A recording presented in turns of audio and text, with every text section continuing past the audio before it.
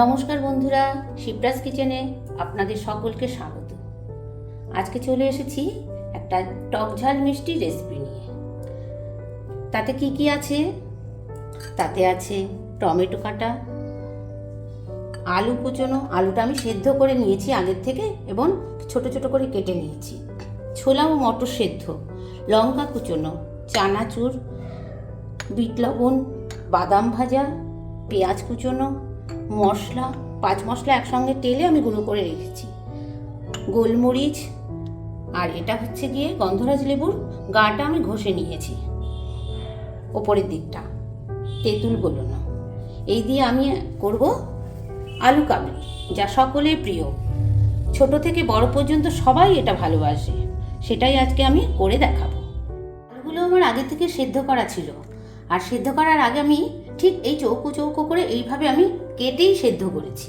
তাতে একটু সামান্য লবণ দিয়ে নিয়েছিলাম। সেদ্ধটা আজ আমি দেখাইনি। এইবারে মটর আর ছোলা সেদ্ধটা এর মধ্যে দিলাম পরিমাণ মতো।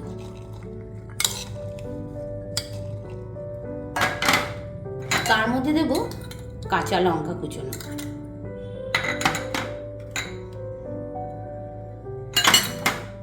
এবার দেব বিট লবণ। এখানে বিট লবণটাই ব্যবহার করবে তোমরা। এবার দেব টমেটো কুচি, তারপর দেব বাদাম ভাজা, বাদামটা একটু আমি বেশিই দিলাম। তারপর দেব চানাচুর, এরপরে দেব গোলমরিচের গুঁড়ো। এইবারে আমি এই যে আমার তেঁতুলটা আমার মানে দানা ছাড়ানোই থাকে, এবার আমি একটু ভিজিয়ে রেখেছি, সেটাকে আমি এই জলটাকে আমি পুরোটাই দিয়ে দিলাম, বেশ টক টক লাগবে। এরপরে দিলাম আমি মশলা, 5 মশলা ভাজা গুঁড়ো। এইবারে সবার শেষে দেব আমি গন্ধরাজ লেবুর খোলাটাকে। এবার আমি সব কটা সুন্দরভাবে মাখবো। যা গন্ধ বেরিয়েছে বন্ধুরা, তোমরা কাছে থাকলে বুঝতে পারতে। তোমরা সবাই করো কিন্তু, তাহলেই বুঝতে পারবে যে কি টেস্ট। গন্ধরাজ লেবুটা বিশেষত দেবেই। এবার সবার শেষে দিলাম আমি পেঁয়াজ কুচোনো।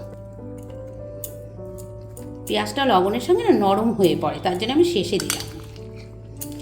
এভাবে তোমরা খেয়ে দেখো।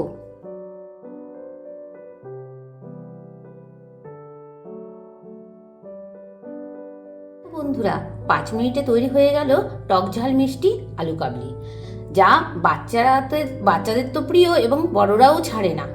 তোমরা তৈরি করে খেয়ে আমাকে জানিও।